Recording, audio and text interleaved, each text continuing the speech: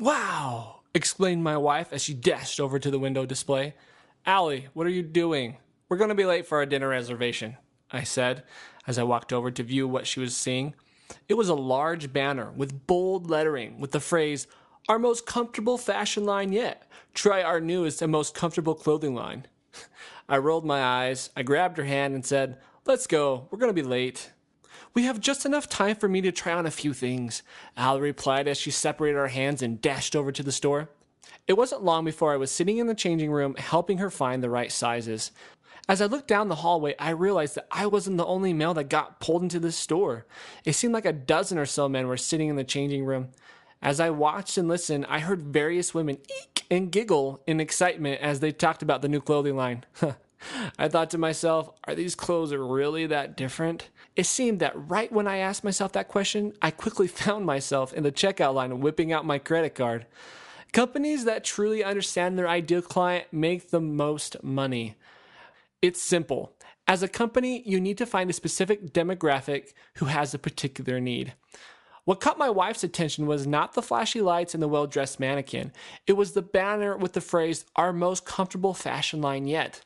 That phrase spoke to my wife. Why? Because she's a woman that loves fashionable clothing but loves to be comfortable while wearing it. To some, that phrase wouldn't attract nor grab their attention. I personally feel that the business knew that the banner would only attract a certain type of client, and they were okay with that. They didn't tailor their sign to get everyone excited about the new clothing line. They focused on the people who they knew they could get to buy. My wife became very interested because the company used certain words to attract her. For instance, the word comfortable and fashionable.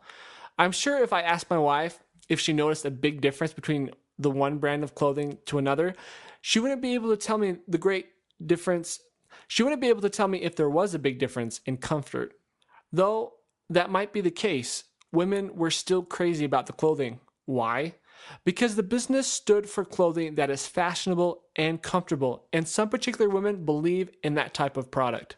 You could get the same type of reaction if you focus on the language of your ideal customer. Look for keywords that not only express your products and services, but speaks to your customers. Companies fail when they try to tailor their business to everyone's needs. Be a business that reaches out to a specific demographic and you'll find yourself booking a lot more vacations this summer.